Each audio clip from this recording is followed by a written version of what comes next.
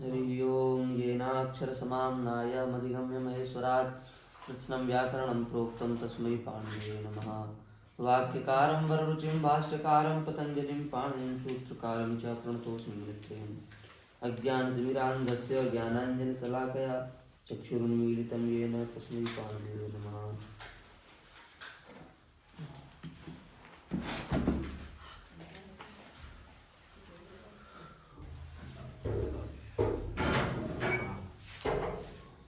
इडागम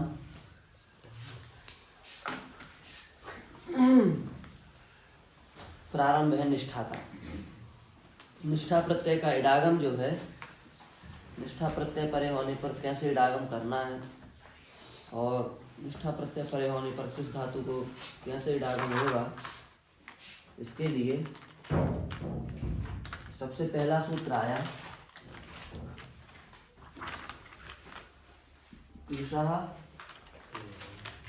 त्वा निष्ठयोः।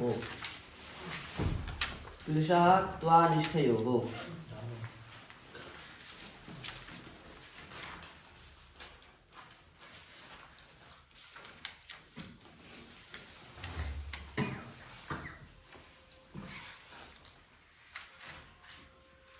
देखो, दो बातें हैं।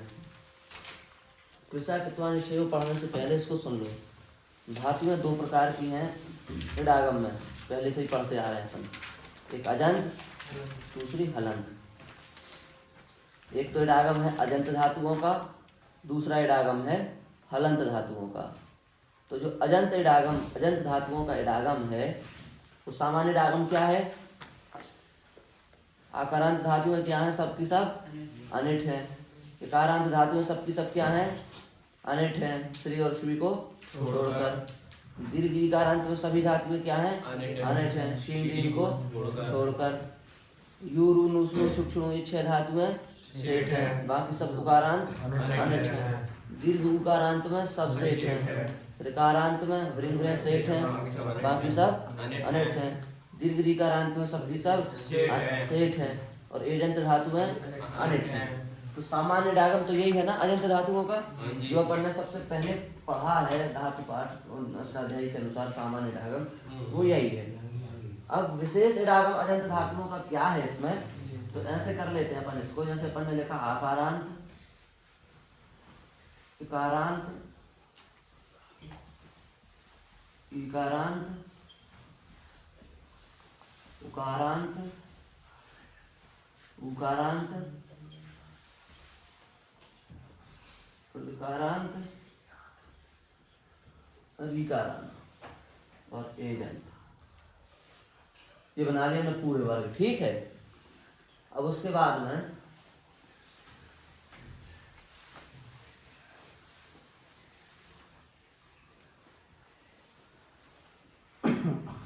इसके बाद में इसको तो अनिट पहले से ही, इसको अनिट करने की जरूरत है नहीं। आकारांत तो पहले से ही अनिट है सबकी सब। अब आई इकारांत। इकारांत में कौन कौन सी सेठ है? श्री और स्वी। इसमें श्री रहेगी सेठ और स्वी हो जाएगी अपनी अनिट। उसका सूत्र जाएंगे हम पढ़ाएंगे, ठीक है। स्वी हो जाएगी अनिट और स्वी क्या अनिट हो जाएगी? श्री बस सेठ है, बाकी सारी इकारांत क्या हो जाएंगी? अनिट, ठीक है। दीर्घ इकारांत में शी और डी ये क्या है? सेठ है, बाकी सब क्या है? अनिट है। तो सामान्य इडागम वाली बात हो गई, ठीक। अब जो छोटा ऊ, बड़ा ऊ, छोटी री, बड़ी री, ये जो विभाग है, ये सारा का सारा निष्ठा प्रत्यय में अनिट है। किस सूत्र से? दीर्घ आ गया था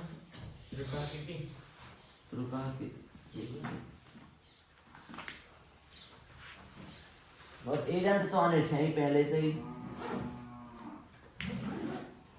ऐसी बात है। आकारांत धातुएं अनिट हैं, इकारांत धातुएं सब अनिट हैं, श्री को छोड़कर। केवल श्री एक ऐसी धातु है जो सेठ है श्री को छोड़ करके सारी इकारांत धातुएं क्या है, अनिट है।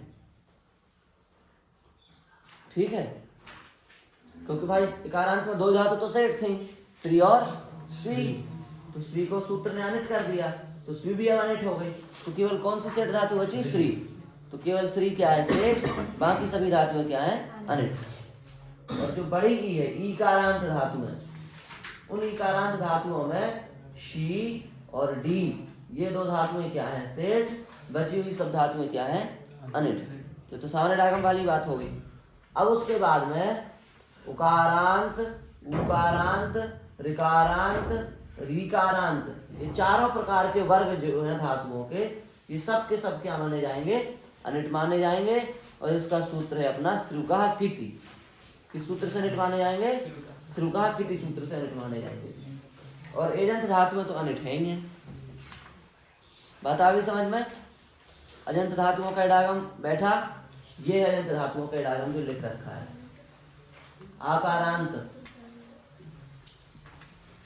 अनिट, इकारांत श्री को छोड़ करके इधर से शेष कर देते हैं हम, श्री को छोड़ करके शेष सभी धातुएं क्या है, इकारांत में अनिट, दीर्घ इकारांत में केवल सींग दीर्घ दो धातुएं सेठ है, बाकी सब क्या है, अनिट।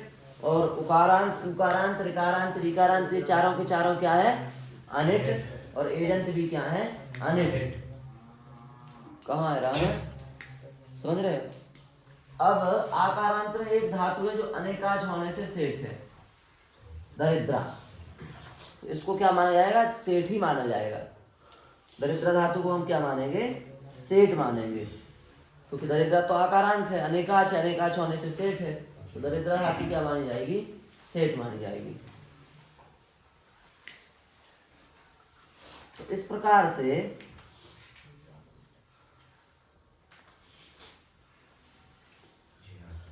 जागरी भी सेठ है, जागरी भी सेठ है, और चकास भी सेठ है, अनेकाच तो सब सेठ हैं। और पूर्णु, पूर्णु भी सेठ है, हाँ। और चिरी जिरी भी सेठ है, और दीदी वे भी सेठ है। अनेकाच धातुओं तो सब सेठ ही है, उसमें तो कोई समस्या नहीं है अपन को। जो अनेकाच से अकेले एकाच धातु है उनकी ये व्यवस्था है, समझ गए। अब क्या समझ में आया, एकाच धातुओं में कितनी धातुएं सेठ है, केवल श्री एक हो गई, सीधी दो हो गई, तीन धातुएं केवल सेठ है, बाकी सब क्या है, अनिट है। ठीक है, एकाच धातुओं में केवल तीन धातुएं सेठ हैं, एकाच अजंत धातुओं में कौन कौन सी, श्री, शी और डी, इनको छोड़ करके सभी धातुएं क्या है, अनिट है। आई बात समझ में। आकारांत अनिट है, क्यों अनिट है, क्योंकि सामान्य डागम में अनिट है। इकारांत में श्री सेठ है, बाकी सब क्या है, अनिट है। बड़ी में सिंह डीम सेठ है, बाकी सब क्या है, अनिट है। उकारांत, उकारांत, ऋकारांत, रीकारांत, ये चारों श्रुका किति सूत्र से अनिट हो गए, एजंत पहले से ही अनिट है। तो अब कितनी सेठ बची, 1 2 3, बस हो गया, बची नहीं। ये हो गया अजंत धातुओं का इडागम। अब इसमें एक धातु और है जो अपनी बड़ी में आती है, जिस धातु का नाम है पूं। पूं का अवस्था है पू। पू धातु जो है, ये एक विशेष धातु इसमें अभी बची है। अब इसके लिए क्या, इसके लिए सूत्र है अलग से, पूंगश्चा।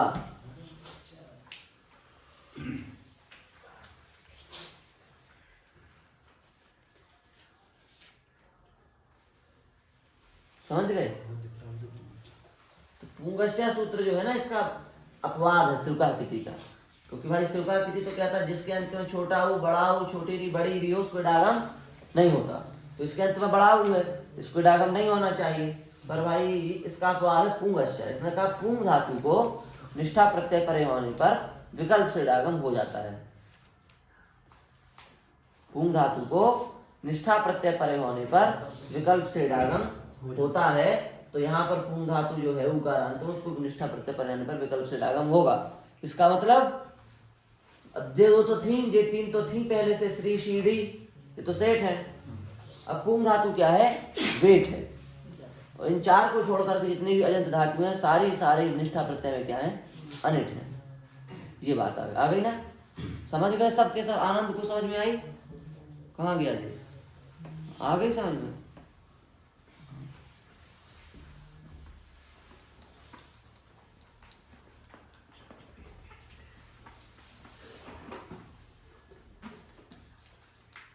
इतनी बात है और कुछ नहीं। देखना, अजंत धातु है, इनके 3 वर्ग बनाए हमने।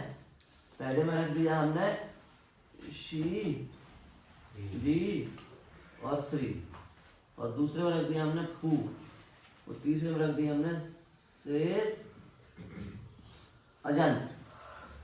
इनको तो हमने किया सेठ, इसको किया हमने वेट। हाँ हाँ,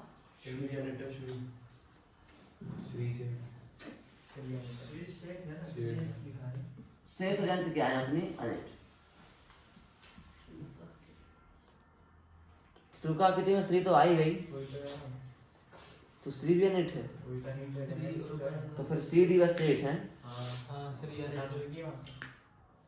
यहाँ लिख दे। हाँ ठीक, ऐसे कर लो फिर।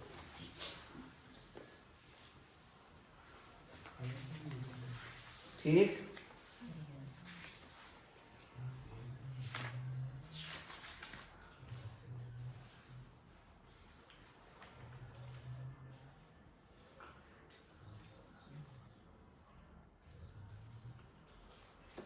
हाँ ठीक ठीक, सही बात है, सी उसमें आ गई ना।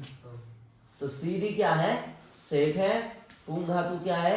वेट है। शेष अजंत धातु क्या है? अनिट है। सीधे सीधे आ गया, आ गया ये तो समझ में।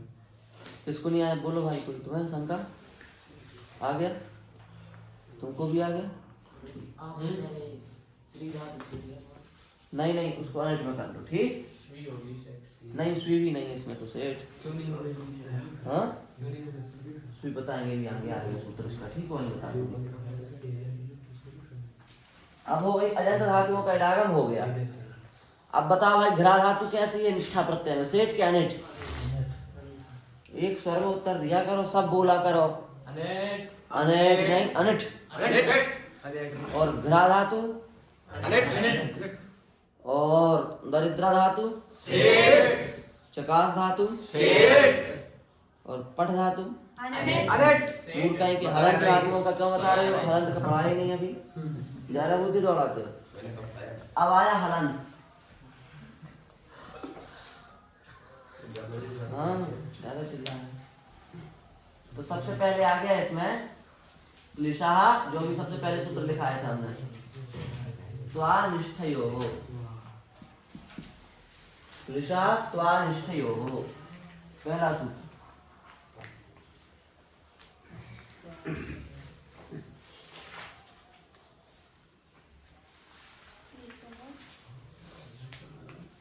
क्लिश धातु को त्वा और निष्ठा प्रत्यय परे होने पर विकल्प से डागम होता है। क्लिश धातु को त्वा और निष्ठा प्रत्यय परे होने पर विकल्प से डागम होता है।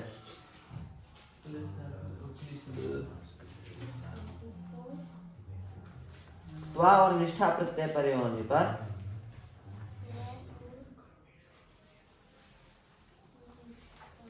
प्रत्यय परे होने पर, निष्ठा प्रत्यय परे होने पर विकल्प से डागम होता है।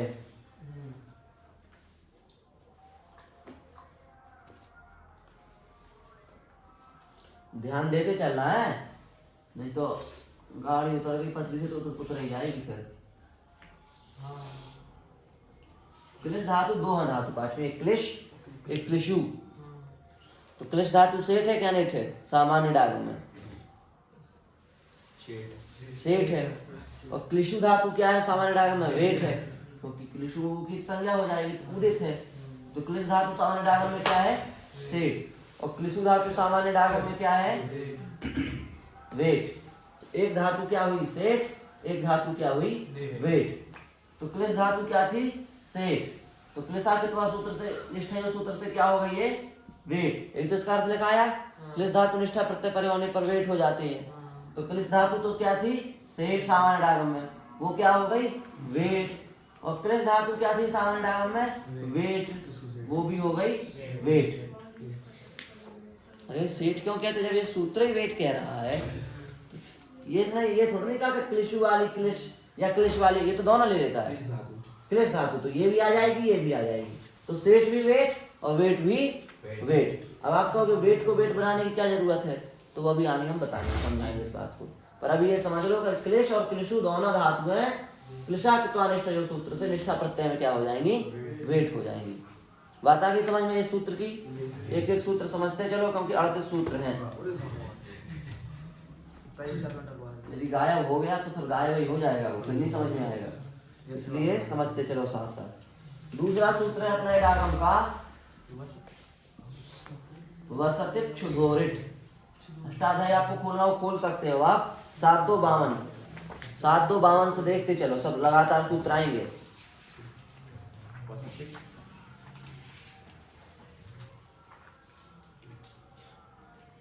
वस धातु और क्षुध धातु को निष्ठा प्रत्यय परे होने पर और कित्वा प्रत्यय परे होने पर इडागम होता है। ऐसे लिखा करो, शॉर्ट अर्थ लिखना सीखो ऐसे, वस और क्षुध प्लस निष्ठा और प्लस कित्वा बराबर इडागम। बस ऐसे बना दिए फटाक से, फिर उसका अर्थ अपने आप स्पष्ट हो जाएगा। वस और क्षुध धातु को निष्ठा और कित्वा प्रत्यय परे होने पर इडागम होता है। नहीं,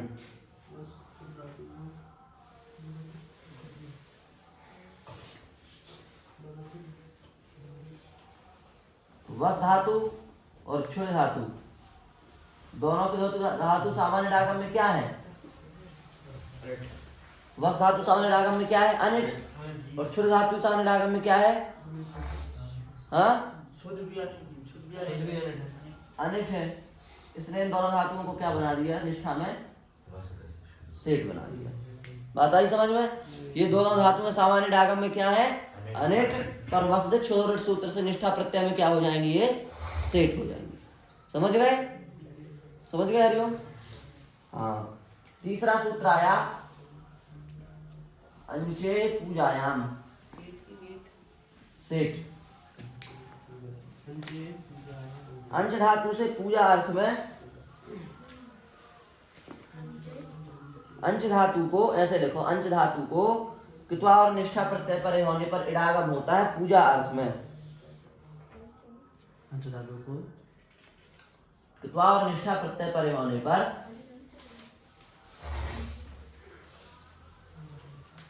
इडागम होता है पूजा अर्थ में।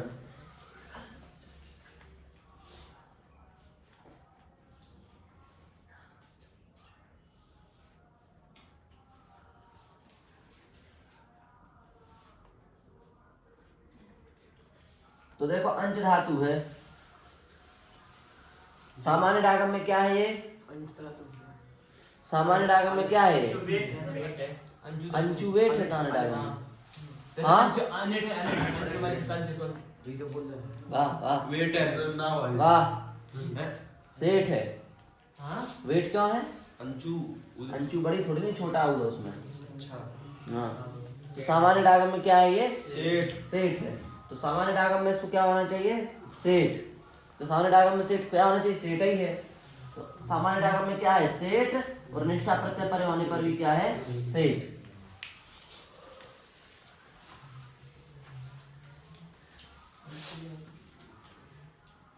अब आप कहोगे सेठ को सेठ क्यों बनाया?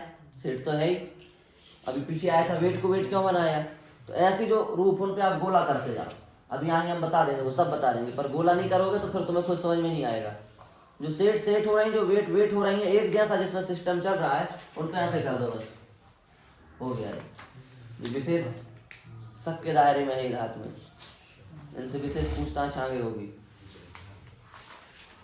तो अब अंश धातु जो है पूजा अर्थ में तो इसको इडागम हो जाएगा, और पूजा से भिन्न अर्थ में इसको इडागम नहीं होगा।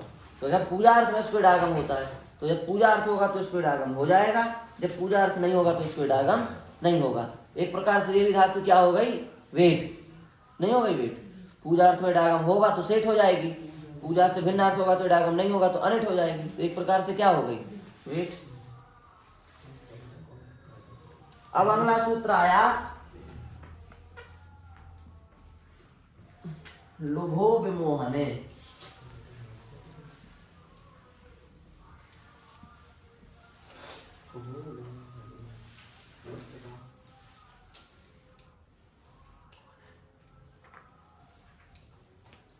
लोभो विमोहने, विमोहन अब अर्थ में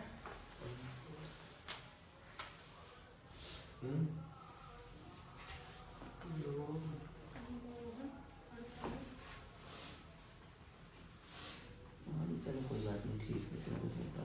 विमोहन अर्थ में लुक धातु से परे कित्वा और निष्ठा प्रत्यय को इडागम होता है। लोग उसको आ रहा है पकड़ में कुछ।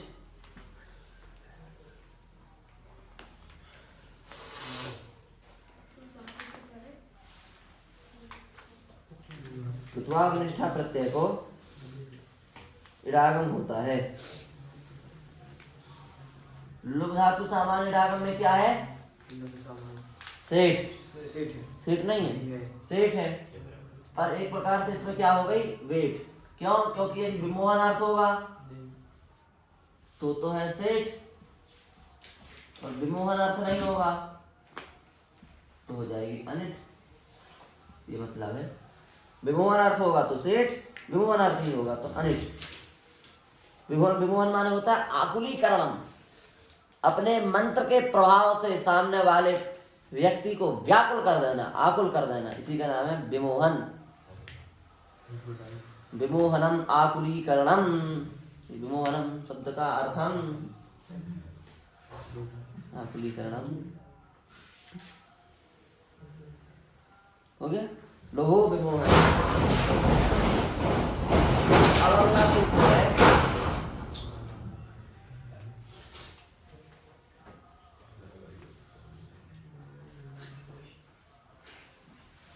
बाहर तो वर्षा हो रही है, पानी बरस रहा है, नहीं बारिश हो रहा है।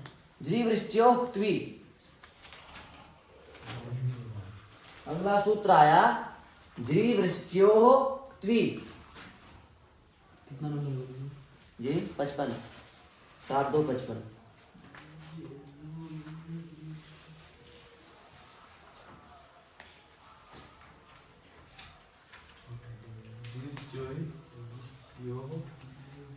ज्री और वृष धातु को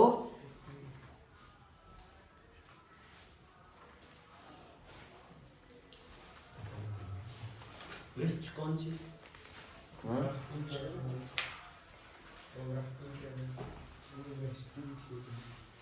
वैसे ज्री वृष्टि की जरूरत नहीं है अभी। हाँ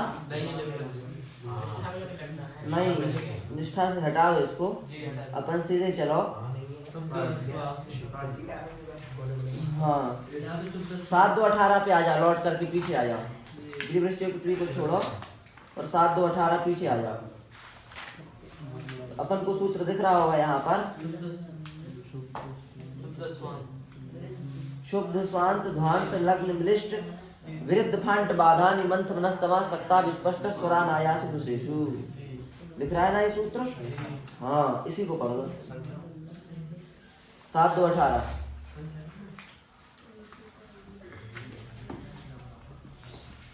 7 2 18 नंबर का सूत्र हम बता रहे हैं। शुद्ध स्वांत उसका नाम है, पूरा सूत्र अष्टाध्यायी से देख लो।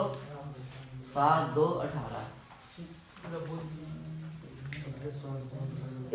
इसका तो बड़ा कठिन मतलब है, पर इसको सीधे सीधे आप समझ लो।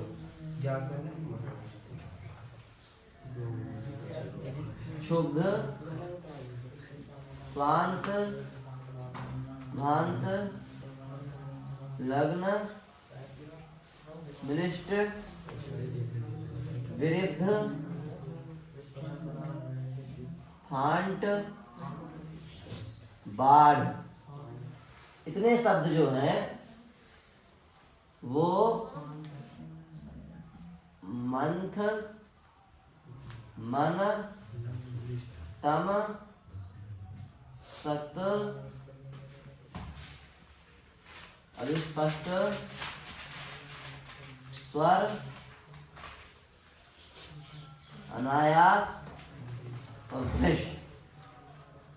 लिस्ट के बाद हाँ लिस्ट के बाद क्या लिखा?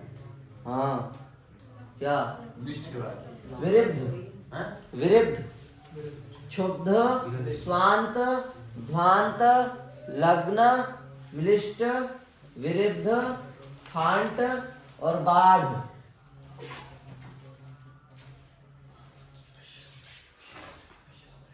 इतने शब्द, इन शब्दों का इन अर्थों में लगने के बाद क्या लिखा है? होता है इसी ऐसे। तरह मंथ की मंथ मंथ मन लगने के बाद तम लगने के बाद मिलिष्ट विरुद्ध फांट बाढ़। तब के बाद तम के बाद शक्त मिलिस्ट मिलिष्ट के बाद विरुद्ध शक्त के बाद अविस्पष्ट अविस्पष्ट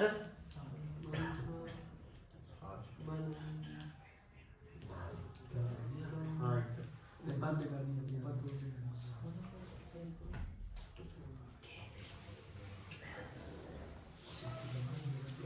स्वर अनायास और भ्रश, इन शब्दों का इतने अर्थों में निपातन हो जाता है। अब हम आपसे पूछ सकते हैं लग्न शब्द का किस अर्थ में निपातन होता है, तो आप बोलेंगे शक्त अर्थ में। मान लो शक्त अर्थ नहीं है तो इडागम हो जाएगा। ये बात इडागम की, तुम देखो ना इतने भी रूप बने, किसी में इडागम हुआ है? एक में भी नहीं हुआ है ना। तो आप ये कहोगे कि भाई लग्न शब्द जो है वो शक्त अर्थ में तो इसको इडागम नहीं होगा, पर शक्त अर्थ ना होकर के कोई दूसरा अर्थ होगा तो इसको इडागम हो जाएगा, ऐसे कहना है। समझ गए? विरुद्ध शब्द जो है इसको स्वर अर्थ में इडागम नहीं होगा, पर स्वर से कोई भिन्न अर्थ होगा तो विरुद्ध शब्द को इडागम हो जाएगा। आई बात समझ में? किसी फांट शब्द जो है उसको अनायास अर्थ में इडागम नहीं होगा, पर अनायास से कोई भिन्न अर्थ होगा तो इसको इडागम हो जाएगा।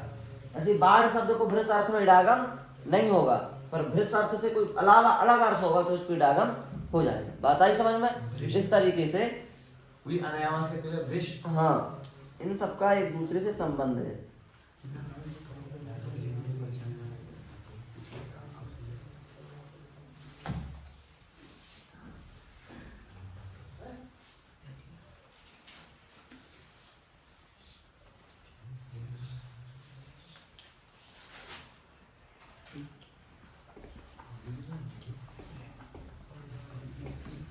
ये तो निपातन वाला सूत्र है, इसके अर्थ और शब्द अपन को याद कर लेने हैं। अगला सूत्र है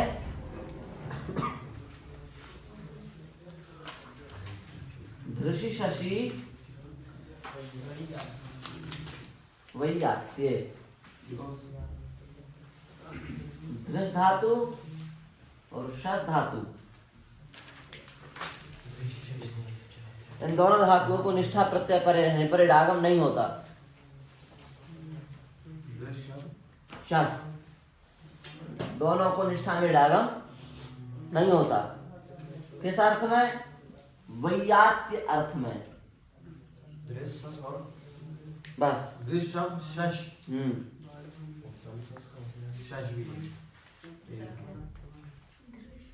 अगला ही है, बस 18 से अगली 19। धृष और शस इन दोनों को निष्ठा प्रत्यय पर रहने पर इडागम नहीं होता। इस अर्थ में वैयात्य अर्थ में, वैयात्य माने होता है पागलपन, एक प्रकार से धूर्तता, उस अर्थ में धृष और शस को इडागम नहीं होता।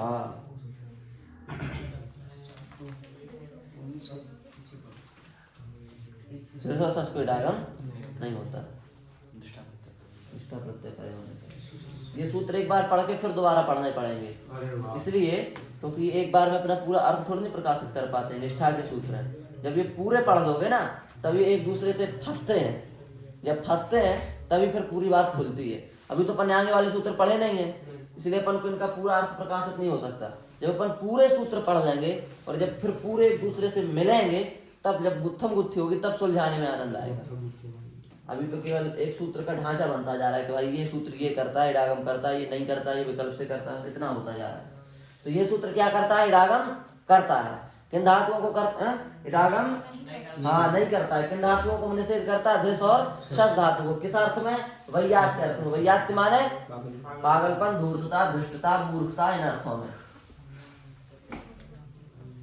अब आया 7-2-20 दृढ़ स्थूल बलयो हो। दृढ़ स्थूल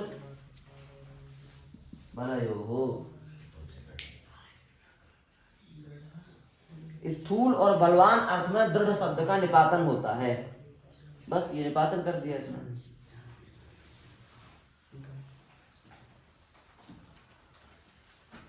ये निपातन वाले अभी तो हम ऐसे लिखवा दे रहे हैं क्रम के हिसाब से। अभी हम दृढ़ शब्द का स्थूल और बलवान अर्थ में निपातन होता है। अरे उसको रख दो, हाथ में दर्द हो जाएगा, पीछे रख दो उसको, इस पे रख दो, तो ऐसे रख दो तो सबको दिखे। स्थूल और बलवान अर्थ में दृढ़ शब्द का क्या होता है? निपातन होता है।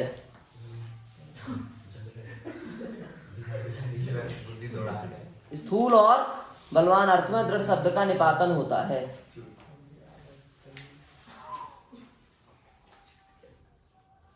दृढ़, बस एक बनेगा इसमें एक। और जब स्थूल और बलवान अर्थ नहीं होगा तो डागम हो जाएगा।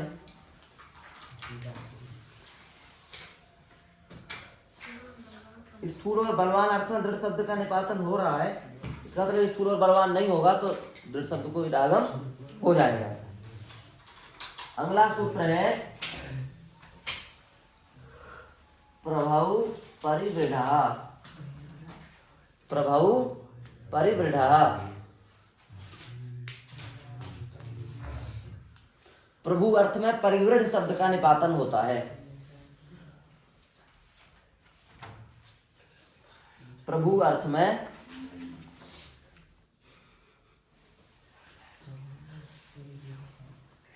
परिवृढ़ शब्द का निपातन होता है।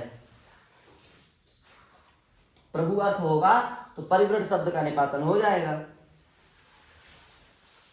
निपातन वाले सूत्र पूरे एक तरफ रख लेना, ठीक है। जब ये पूरा डागम हो जाए निष्ठा का तो फिर उसमें वर्ग बना देना। निपातन वाले एक तरफ कर दिए, विशेष अर्थ वाले एक तरफ कर दिए, ऐसे कर दिए। हाँ, धात्वादेश वाले नहीं, केवल इडागम के निपातन के अलग कर देना। जैसे अभी एक निपातन वाले ऊपर पहुंच गया, क्षुब्ध स्वांत ध्वांत, एक निपातन वाला दृढ़ स्थूल बलियो आ गया, फिर तीसरा यही आ गया प्रभव परिवृढ़ा। ये तीनों एक तरफ कर देना। बस अब अगला सूत्र आया कृच्छ्र गहनयोः कषः।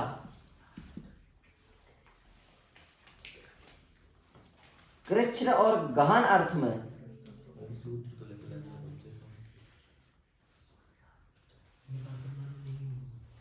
कस धातु से परे निष्ठा प्रत्यय को डागम नहीं होता।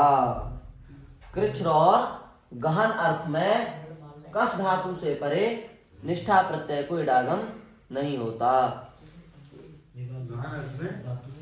कृच्छ्र और गहन अर्थ में कस धातु से परे निष्ठा प्रत्यय को डागम नहीं होता।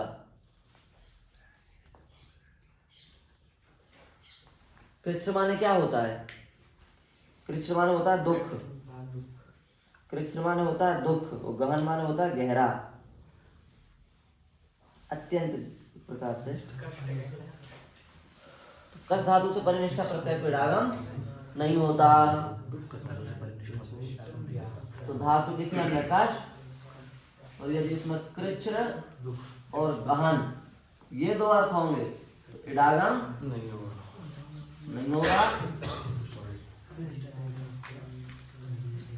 भिन्न अर्थ में इडागम हो जाएगा, ये बात है। कृच्छ्र और गहन अर्थ होंगे तो कस धातु को इडागम नहीं होगा, पर इनके अलावा कोई दूसरे अर्थ होंगे तो इडागम हो जाएगा।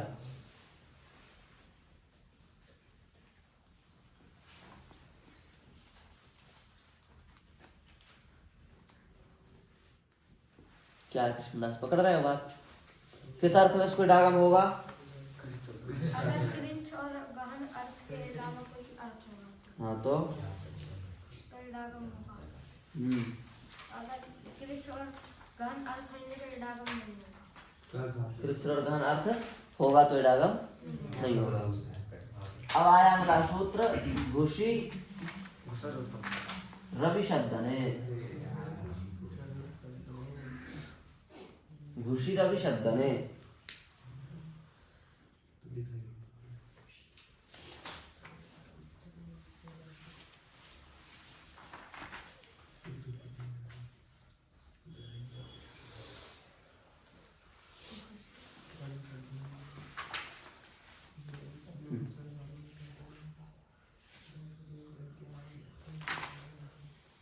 अभिशब्द अर्थ में, अभिशब्द अर्थ में,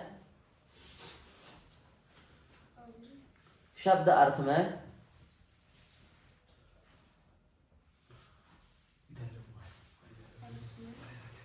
घुस धातु से परे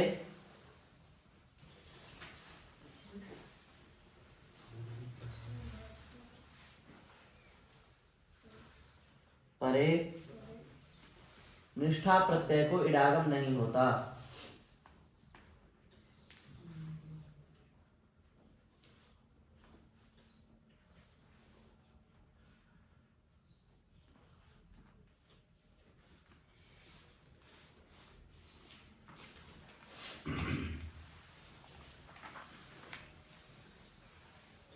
अभिशब्द एक प्रकार से होता है प्रतिज्ञा करना, प्रतिज्ञान अर्थ में।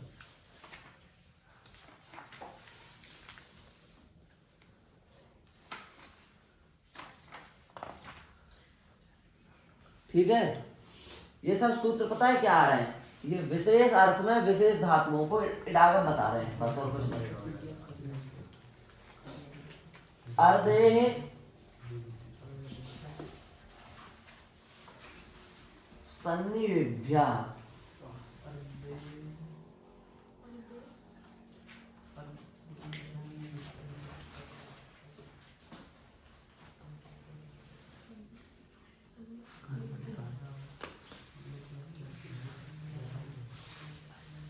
इसमें दो दा दिए।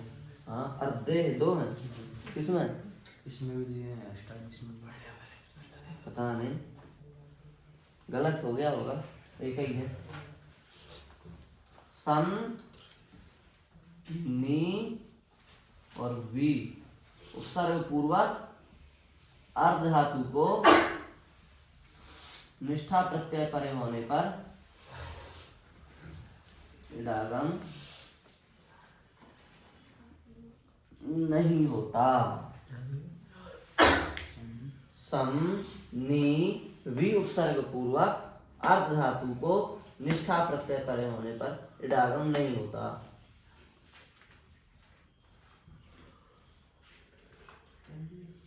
सामान्य इडागम में अर्ध धातु क्या है? सेठ है। पर उस सेठ के सामने हमने सम उपसर्ग लगा दिया तो अब वो क्या हो जाएगी? अनिट। नी उपसर्ग लगा दिया तो भी क्या हो जाएगी? अनिट। और वी लगा दिया तो भी क्या हो जाएगी? और प्रा लगा दिया तो क्या हो जाएगी? और अब उपसर्ग नहीं लगाया तो क्या हो जाएगी? बात नहीं है समझ में? धातु सेठ है माने धातु सेठ है जी। पर इन तीन उपसर्गों के लगने से अनिट हो जाएगी। तो या तो ये तीन उपसर्ग लग रहे हो तो अनिट होगी, इनके अलावा कोई उपसर्ग लग रहा हो तो सेठ रहेगी, अथवा उपसर्ग ही ना लग रहा हो तो भी सेठ रहेगी, क्योंकि धातु तो सेठ है ना। ये बात है। अगला सूत्र है अभेश्चा, अभेश्चा विदूर्ये, अभेश्चा विदूर्ये।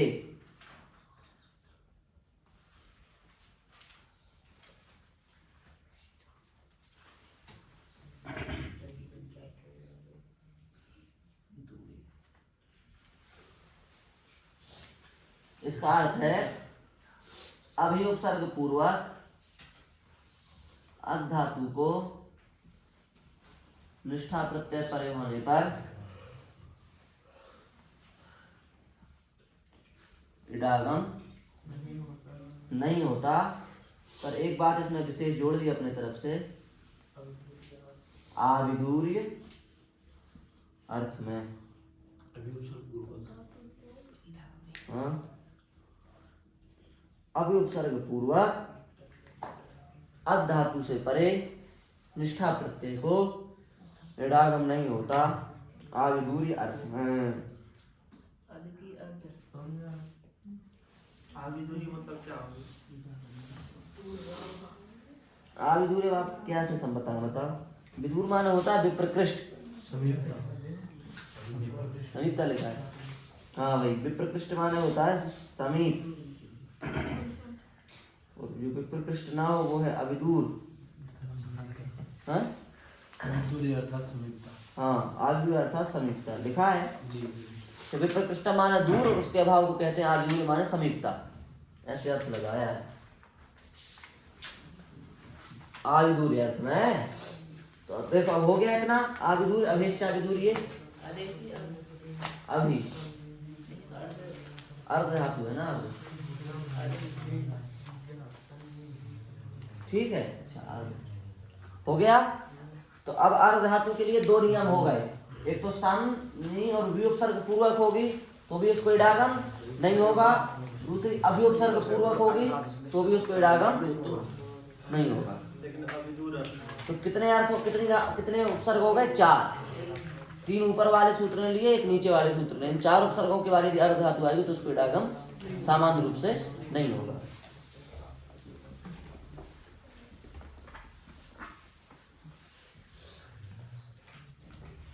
फिर निपातन करने वाला एक और सूत्र आ गया,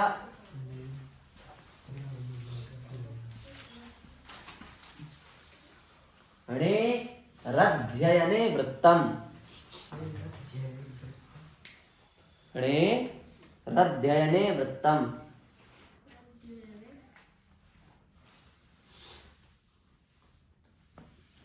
निपातन के सूत्रों की ज्यादा व्याख्या नहीं करते हम, सीधे ये देख लो, वृत्तम शब्द का निपातन होता है। अध्ययन अर्थ का मालूम। वृत्तम शब्द का निपातन होता है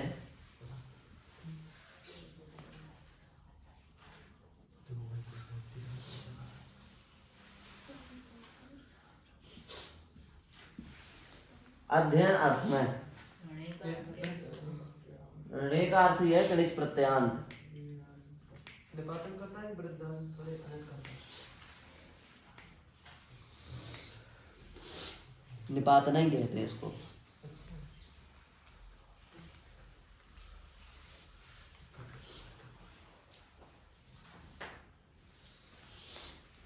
इसमें पूरी बोल रहे अमिट होता है। अनिट होता है, लेकिन कोई बात नहीं, आप निपात लिख लो। अध्ययन वृत्तम हो गया। आ गया ये समझ में, वृत्तम शब्द का निपातन होता है किस अर्थ में? अध्ययन अर्थ अध्ययन से भिन्न अर्थ होगा तो इडागम हो जाएगा। हो जाएगा। चलो अब थोड़ा प्रक्रिया आ रही है, ये तो था केवल अटंत विद्या। हो गया हाँ? हमारे वाले सूत्र खत्म सब। कौन से? नहीं, हम तो चल रहे हैं, पर थोड़ा ये सूत्र दूसरे ढंग के हैं। वादांत, वादांत शांत, शांत पूर्ण दस्त स्पष्ट। अष्टाध्याय देख लेना ना, छोटे छोटे अक्षरों में लिख दिया है, केवल पूरा करने। अष्टाध्याय से देख लेना ये पूरा सूत्र। सूत्र संख्या इसकी 7 2 27। स्पष्ट छन्न ज्ञप्ता, स्पष्ट छन्न ज्ञप्ता।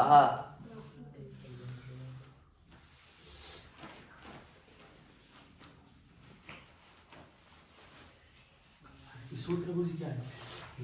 सूत्र सूत्र वा दांत शांत पूर्ण दस्त स्पष्ट छन्न और ज्ञप्त।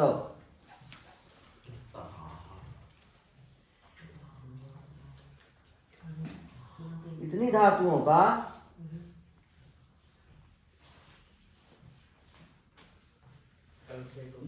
को विकल्प से डागम होता है।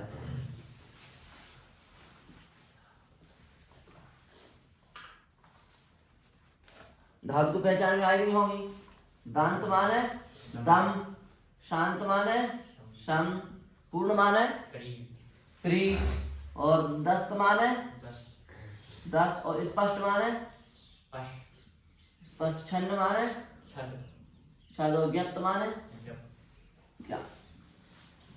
इतनी धातुओं को दम शम प्री दस स्पष्ट छद तृप्त ज्ञाप ज्ञाप त्रिपुटी ज्ञाप, इतनी धातुओं को विकल्प से डागम होता है। इनको एक बार डागम हो जाएगा, एक बार डागम नहीं होगा। हाँ, विकल्प से डागम होता है। ये लिखिए ना, दमशम प्रीदस, दमशम प्रीदस स्पष्टछद ज्ञाप, दमशम प्रीदस स्पष्टछद ज्ञाप, वादांत शांत पूर्ण दस्त स्पष्ट ज्ञप्ताः। ठीक, दमशम प्री नहीं है यहाँ, पूर है, पूरी। हाँ वही तो, बैठ नहीं रहा था। पूर, दमशम पूर दस स्पष्ट छद और ज्ञाप। अगला सूत्र आया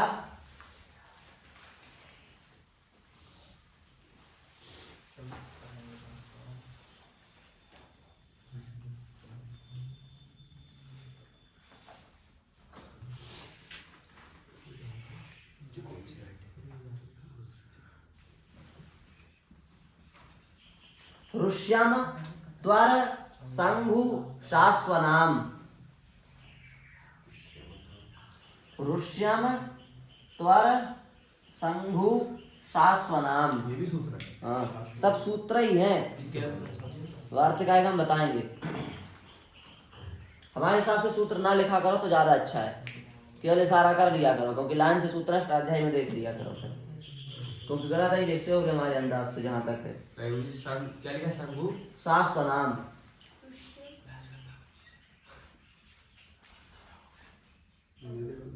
रोष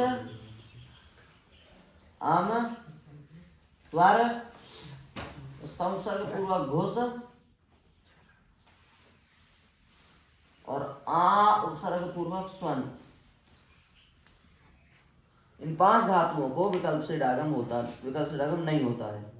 हाँ हाँ, विकल्प से डागम नहीं होता है, इसका मतलब होता है विकल्प से डागम। पूरी क्या लिखा है? हाँ, लिखना यही है, विकल्प से डागम नहीं होता, पर होता विकल्प से ही है। इसी का नाम निष्ठा का है डागम। विकल्प से डागम नहीं होता, ऐसा नहीं होता, ऐसे होता। हाँ, विकल्प से डागम नहीं होता, ऐसा नहीं होता। चलो तुम लोग यही लिख लो, समझेंगे अपने, विकल्प से डागम होता है।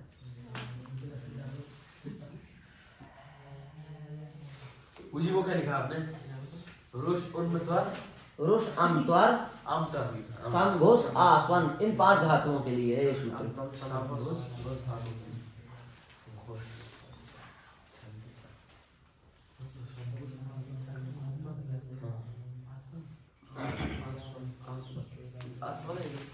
आस्वन,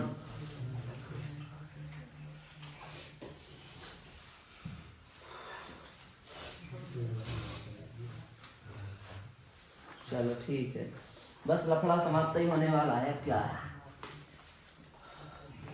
अब तो बस प्रक्रिया है। ये जो सूत्र विशेष अर्थ आ रहे हैं, ये तो बस अब देखो,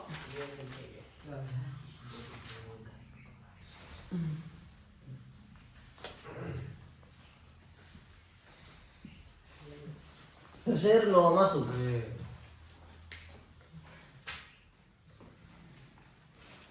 लोम अर्थ में हृष धातु को विकल्प से डागम नहीं होता, मतलब विकल्प से डागम होता है। समझा सकते हो विकल्प से डागम नहीं होता, ये कहने का क्या तात्पर्य है इनका? ये टीका वाले बार बार क्यों कह रहे हैं विकल्प से डागम नहीं होता, इसका मतलब विकल्प से डागम होता है, ये क्यों कह रहे हैं ऐसा? हृषिर लोमसु, हृष धातु को लोम अर्थ में विकल्प से डागम होता है। नहीं आ रहा है दिमाग में? हर्ष धातु को गुरुजी, हृष धातु को लोम अर्थ में विकल्प से डागम होता है। ये कैसी बात है, कह नहीं होता पर विकल्प से होता है, कोई बात होती है? यार हो जाते हैं, नहीं होता है विकल्प हो गया।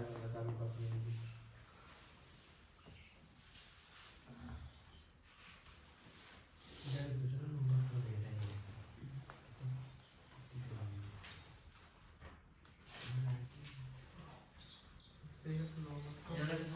दिया सिद्धांत कौमुदी में एक भी अनिष्ट आया इटवास्या उनकी भी ठीक है अपनी जगह, ऐसा नहीं कह रहे हैं, वो तो विकल्प ही से। ठीक है, अब आया अपचितश्च निपातन। अपचित शब्द का निपातन होता है।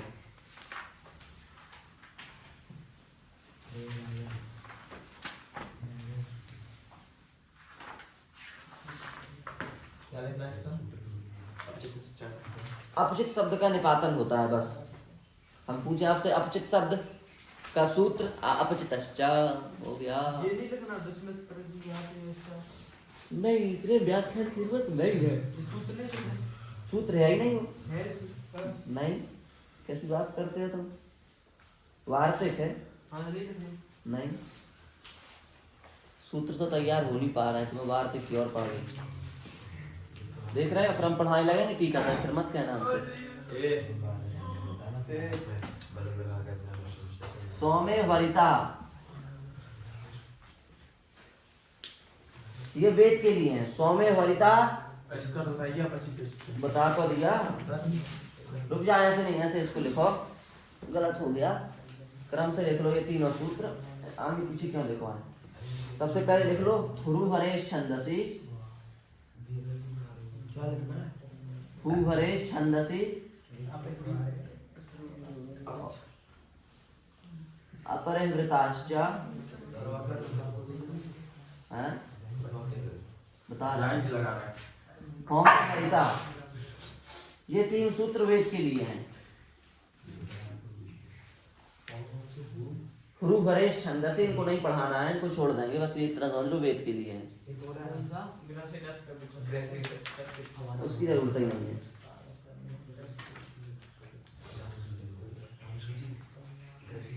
हुरुहरेश छंदसी अपरिवृताश्च सोमे वरिता, और ग्रसित और लिख लेना। चलो ठीक है, ये भी क्यों छोड़े, ग्रसित है पूरा सूत्र लिख लेना, इसी से अगला सूत्र है। ये चार सूत्र किसके लिए है? सोमे वरिता और ग्रसित, ये चार सूत्र वैदिक हैं। इनको ना याद करना हो तो मत करना, छोड़ देना, ठीक है, इनसे अभी मतलब नहीं है।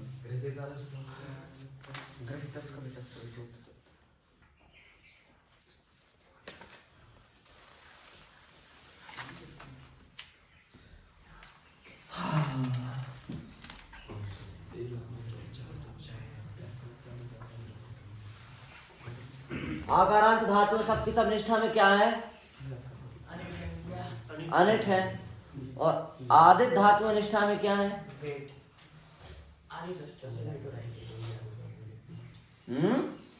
आदित्य वेट करता है, अनिट करता है। वेट क्यों कहते हो भाई? अब सूत्र आया आदित्य, ये क्या पढ़ा रहा है, ध्यान देना। इसका पहले शीर्षक लिख लो।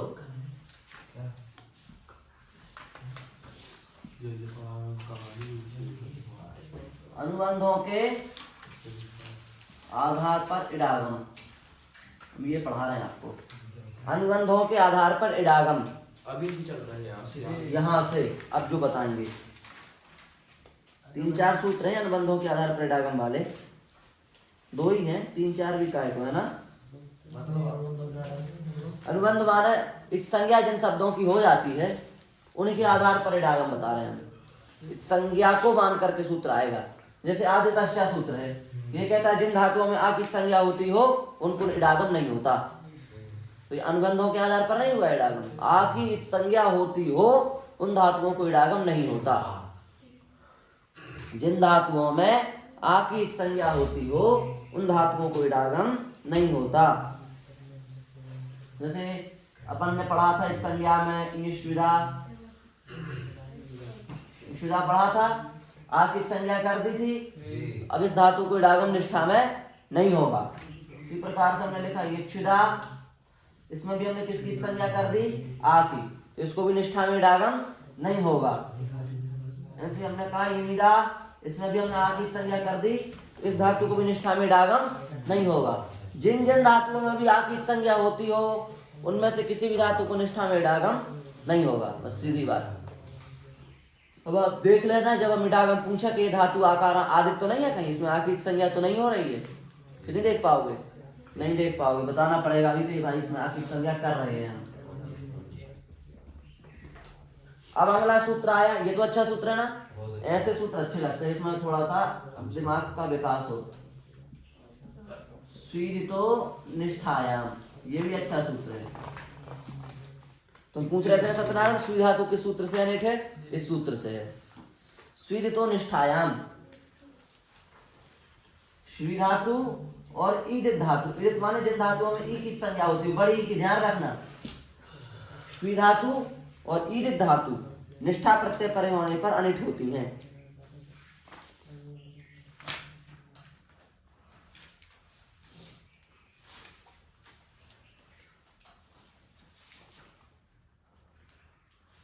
विभाषा भावादि कर्मों में नहीं है।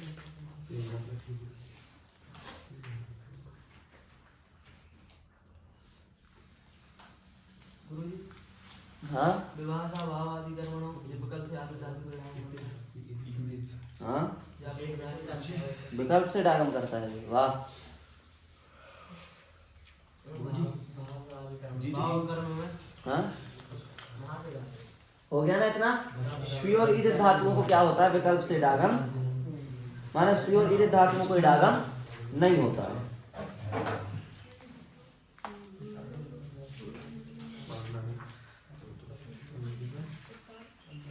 अब आ रहा है सबसे घुमा हुआ सूत्र, जो पूरे डागम को घुमाएगा अकेला।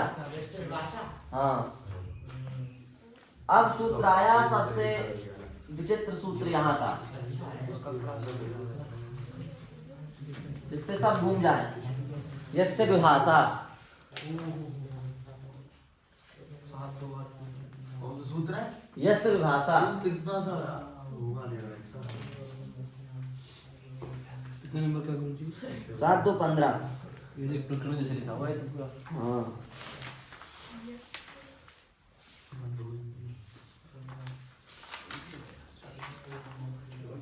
इसमें लेटर होता है। यार कि पहले नहीं जल्दी नहीं ठीक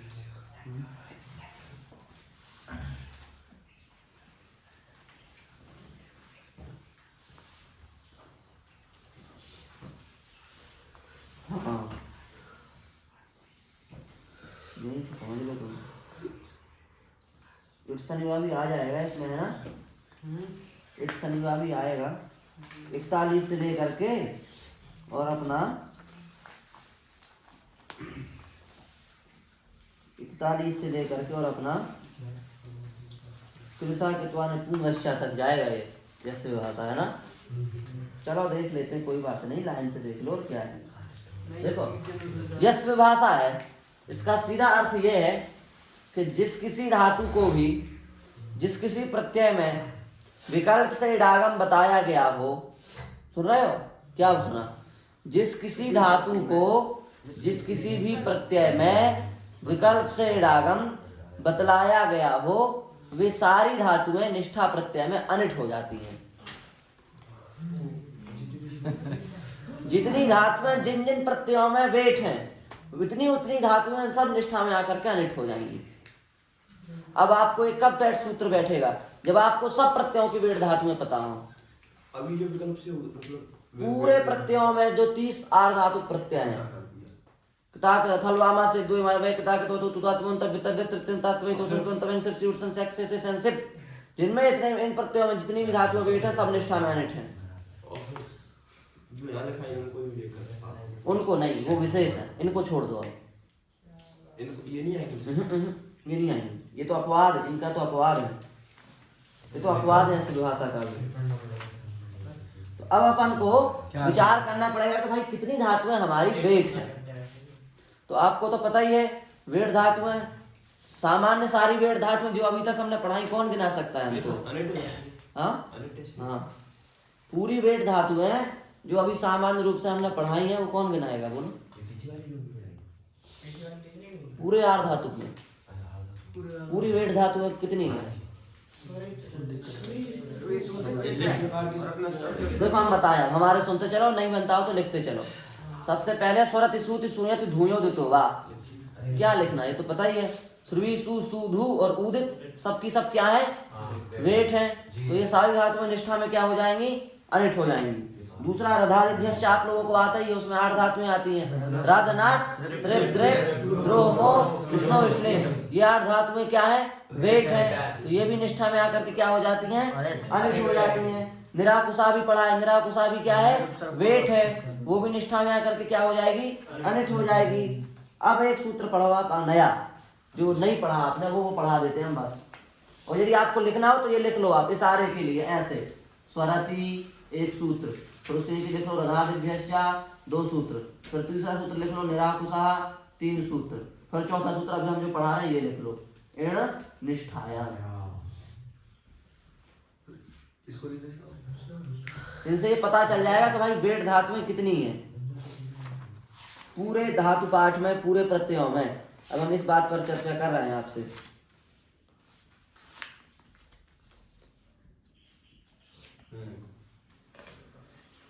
निराकुशा क्या कहता है भाई? निरुपसर्ग पूर्वक कुछ धातु को विकल्प से डागम होता है, यही कहता है। निराकुशा का अपवाद है एण निष्ठायाम। ये कहता है निरुपसर्ग पूर्वक कुछ धातु को निष्ठा प्रत्यय पर रहने पर इडागम होता है, विकल्प से नहीं होता, नित्य होता है। निरुपसर्ग पूर्वक कुछ धातु को निष्ठा प्रत्यय में नित्य इडागम होता है। इसका मतलब अभी वहां से गया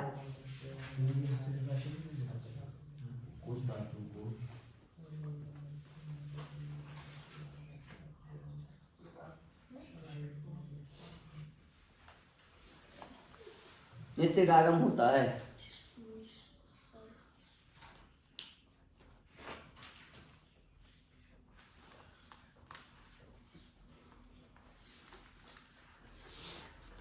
समझ गए होंगे अब तो? यहां तक आ गया समझ में? नहीं आया? अब आया देखो, एक सूत्र पर ने पढ़ा था, आप लोगों को ध्यान हो यदि, लुट लकार में 30 सा लुघरोस रिसा पढ़ा था। उसमें कितनी धातुएं आई थी? 5। इस साह लोभ रोस रिस, वो 5 धातुएं वेट बताई थी ना, वे 5 धातुएं यहाँ अनिट हो जाएंगी। उसको भी आप लिख सकते हो 30 सा, सारे के लिए केवल समझने के लिए। 30 सा लोभ रोस रिसा, इतनी धातुएं क्या है? ये भी क्या है? वेट है।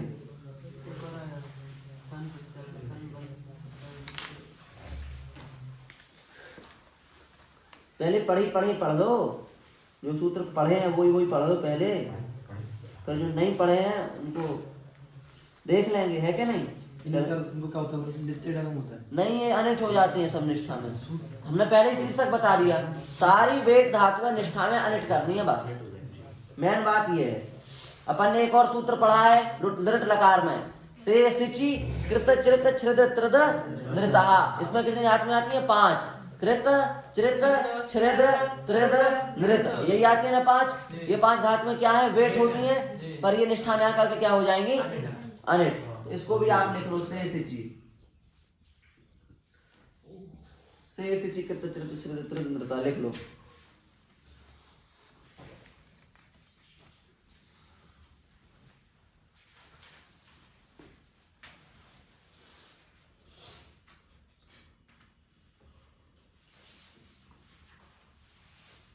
समझ गए?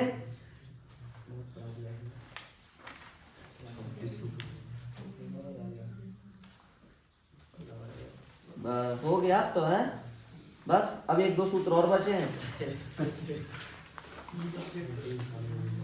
एक तो है अपना ये शनिबंतर, हाँ ये तो नया सूत्र है, ये भी किसी ने नहीं पढ़ा। हाँ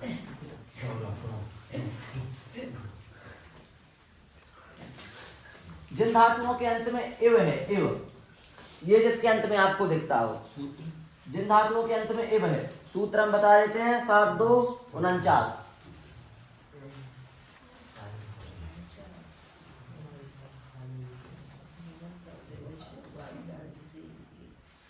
रिध भ्रज धातु है, दंभ, जिन धातुओं के अंत में वो ये भी लिखते हैं। हाँ इव हो, और रिध भ्रज दंभ श्री श्री यू उणु ध्री ज्ञाप और सन। इतनी धातुएं लिख लो आप। जिन धातुओं के अंत में एव हो, जैसे देव, श्रेव, सेव, ठेव, ये सब, इन सब के अंत में एव है ना, लाइन बाई लाइन देखो सब में। जिन धातुओं के अंत में एव हो, अथवा रिध हो, अथवा भ्रज हो, अथवा दम्भ हो, अथवा स्त्री हो, श्री हो, यू हो, उण हो, ध्री हो, ज्ञप हो और सन हो। इन धातुओं में से कोई भी धातु यदि सन प्रत्यय में आती है तो उसको कहा जाता है वेट धातु। इतनी धातु में सन प्रत्यय में क्या हो जाती है? श्रुवी के बाद है यू उणु ध्री ज्ञप और सन। ध्री ज्ञप और सन, ये धातु है किस प्रत्यय में वेट है? सन में क्या है? इतनी धातु है इतनी धातु में सन प्रत्यय में क्या है? इसका मतलब निष्ठा में क्या हो जाएंगी? अनिट। क्या लिखना है इसका अर्थ? क्या लिखना है? बस कुछ नहीं, इतनी धातु में सन प्रत्यय में वेट है, इसका मतलब निष्ठा में अनिट हो जाएंगी।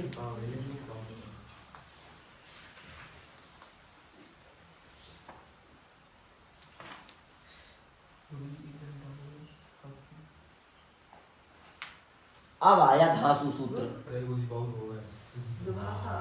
सबसे सरल देखने में और सबसे ज्यादा कठिन नहीं, सबसे ज्यादा धातु में बटोरने वाला। उदितो वा। जिन धातुओं में ऊ की संज्ञा होती है वो सारी धातुएं वेट होती हैं। जिन धातुओं में ऊ की संज्ञा होती है वे सारी धातुएं कित्वा प्रत्यय में वेट होती हैं। कौन से प्रत्यय में? कित्वा प्रत्यय में। जिन धातुओं में ऊ की संज्ञा होती है दीर्घ छोटे छोटे, वो कित्वा प्रत्यय में क्या होती हैं? हाँ, संज्ञा होती है वे धातुएं कित्वा प्रत्यय में वेट होती हैं।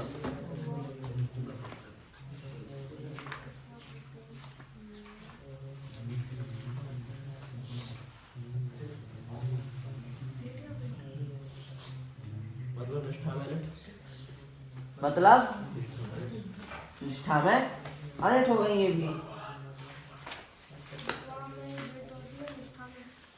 अनिट होती हैं। ठीक है, उदितो वा हो गया। विभाषा, देखो हमारा काम क्या है, हम बात को बीच में नहीं फंसाते। विभाषा गमहन विद विषाम। अब डायग्राम हो ही जाए।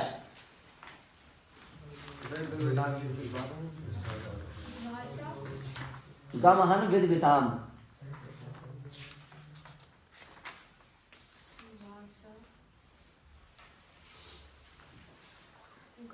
गम हन विद और विष, चार धातु हैं सूत्र में। गम हन विद और विष, इन चार धातुओं को पशु प्रत्यय परे होने पर विकल्प से डागम होता है। गम हन विद और विष, इन चार धातुओं को पशु प्रत्यय में विकल्प से डागम होता है। इसका मतलब ये निष्ठा में अनिट हो जाएंगे ये चार धातुएं भी। अब दिमाग दौड़ाना पड़ेगा पूरे में, कहाँ कहाँ वेट कौन कौन सी धातुएं लिखाएंगी, तब जा करके निष्ठा के डायग्राम में पटकनी पड़ेगी। है खतरनाक काम। इसके लिए अभ्यास की आवश्यकता है। ऐसे अभ्यास कम से कम 2 घंटे अभ्यास हो, खड़ खड़ खड़ खड़ आपस में, तब जा करके एक दूसरे से पूछो खटाखट। इसका अर्थ ये गम हन विद विष, ये चार धातुएं पशु प्रत्यय में वेट है, इसका मतलब निष्ठा में अनिट है। इतना सा तो अर्थ है। गम हन विद और विष, ये चार धातुएं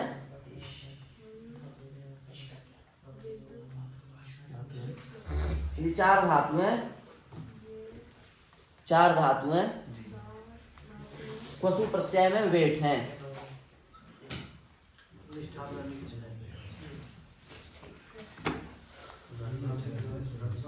वेट है। हाँ, जिस भाषा से नवरजी नहीं, इस सूत्र से जो लिखाया है विभाषा का माने विभाषा में। त्वा में हाँ त्वा में नहीं क्वसु में, निष्ठा में अनिट है। देखो भाई अब हो गया अपना इडागम। अब एक बात आप लोगों को ध्यान ही है कि दरिद्र धातु कैसी है? दरिद्र धातु क्या है? सेठ है। और यहाँ पे अनिट हो रही एक सूत्र है वार्तिक कहता नहीं। अरे यार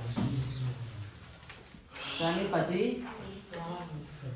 दरिद्राणाम। हमने सूत्र पढ़ाने में ना किया वार्तिक नहीं, अब वार्तिक पढ़ाएंगे। वार्तिक पढ़ाने भी मना कर दो तो वार्तिक भी नहीं पढ़ाएंगे। ना पढ़ाए सूत्र ही। तनिपति दरिद्राणाम उपसंख्यानम।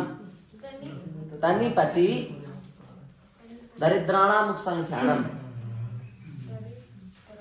संख्या नम। इसका अर्थ ये है तन धातु, पत धातु और दरिद्रा, ये तीन धातुएं वेट होती हैं। बस वेट। तनपद दरिद्र दरिद्राणाम उपसंख्यानम। ये धातु बैठ होती हाँ क्या होगा? कहाँ वेट होंगे, कैसे वेट होंगे, क्या सन होगा? में सन में सन प्रत्यय सन में वेट नहीं सुना ध्यान नहीं मिलेंगे। सन में होती है।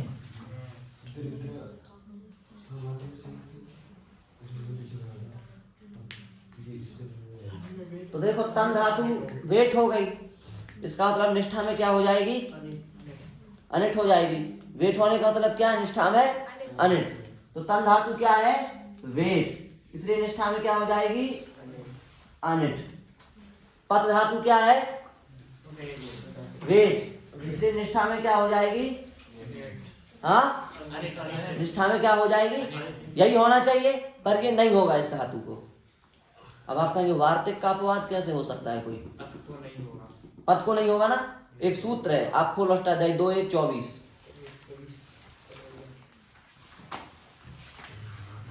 आपको वहां सूत्र शायद अंदाज हमारा द्वितीय श्रुतातीत पतित गतात्यस्त प्राप्ता पर नहीं मिलेगा। शायद यही है 2:1-24।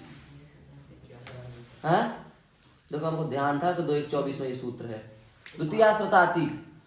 इस सूत्र में आप देखो, इस सूत्र में एक शब्द है पतित। द्वितीय श्रुतातीत पतित दिख रहा है? पतित सब लोग देखो, क्योंकि बहुत जरूरी है ये देखना। ये पाणिनि जी की दृष्टि है, यही दृष्टि दिखाती है पूरी व्याकरण। इसको सब लोग देखो, दर्शन करते हैं, इसके भी दर्शन करो। द्वितीय श्रुतातीत पतित दिखा पतित। तो यहाँ पर पतित जो है कैसे बनेगा? पत की और पिता का ये निष्ठा वाला ता मिला दो, क्या बन जाएगा? पतित। ऐसी बनेगा ना। इसका मतलब सुनो ध्यान से, पाणिनि ने अपने सूत्र में पत धातु को इडागम किया है ना, निष्ठा प्रत्यय में इडागम किया है ना। इसलिए भले ही ये वेट होने से यहाँ पर अनिट होनी चाहिए, पर पाणिनि ने पत धातु को इडागम किया। इस प्रमाण के कारण हम इसको सेठ बना देंगे। है ये वेट, वेट होने से होनी चाहिए अनिट, पर अनिट होने के बाद भी इसको पाणिनि जी के प्रमाण के द्वारा पुष्ट करके हम इसको बना देंगे सेठ। समझ में आई? धातु क्या है? सामान्य ऐसे नहीं, ऐसे चलो। सामान्य डायग्राम में पद धातु क्या है? सेठ। पर तनपति दरिद्राणाम उपसंख्यानम से क्या हो गई? वेट। वेट होने से क्या होनी चाहिए? निष्ठा में अनिट। पर पाणिनि जी का सूत्र क्या है? पतित। उनके निर्देश से क्या हो गई? सेठ।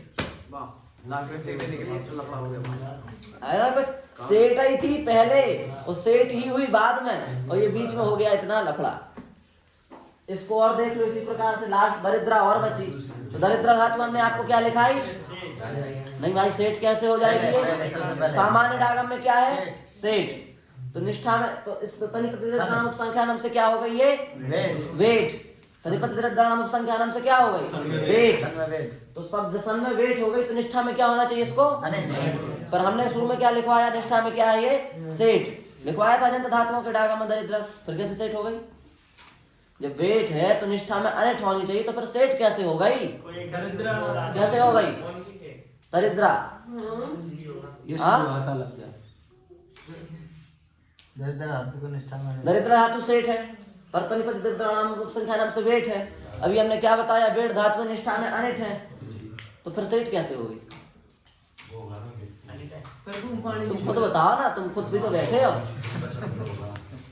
नहीं है बात, नहीं है प्रश्न। अच्छा अब हमसे सुनो इसका उत्तर। हमारे भगवान पाणिनि जी कहते हैं स्वीदितो निष्ठायाम।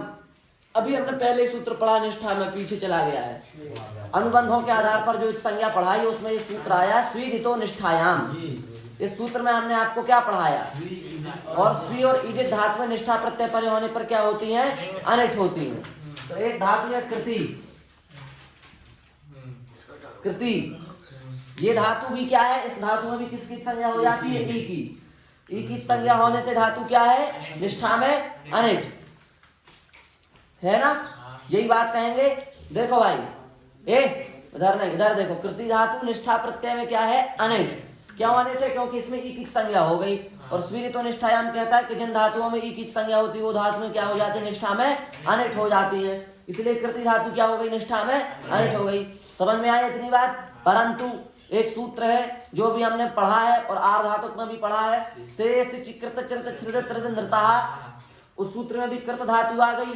उस सूत्र में कृत धातु क्या है, वेट है, तो वेट होने से निष्ठा में क्या है, अनिट है। तो कृत धातु जब उस सूत्र में आ गई तो वो वेट है, वेट होने से निष्ठा में क्या है, अनिट है। तो वेट होने से ही निष्ठा में अनिट हो जाएगी।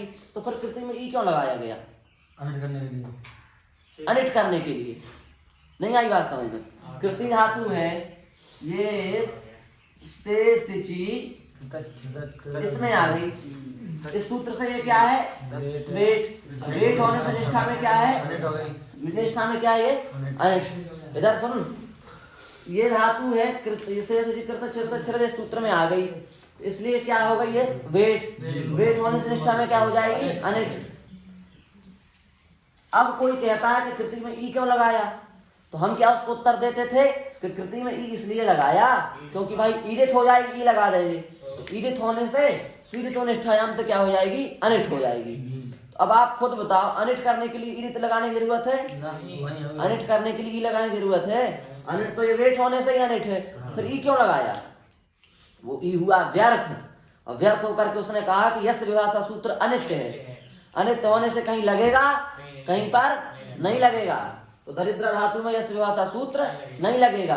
जब यस विभाषा सूत्र दरिद्र धातु में नहीं लगेगा तो यहाँ पर ये धातु क्या मानी जाएगी, वेट नहीं। हाँ, सामान्य डाग में क्या मानी जाएगी, संख्या नाम से क्या मानी जाएगी, वेट। अब वेट है तो अब इसको यस विभाषा अनिट तो कर नहीं सकता क्योंकि वो तो अनित्य हो गया। तो अब उसको अनिट करने के लिए कृति में ईदित ग्रहण किया गया है।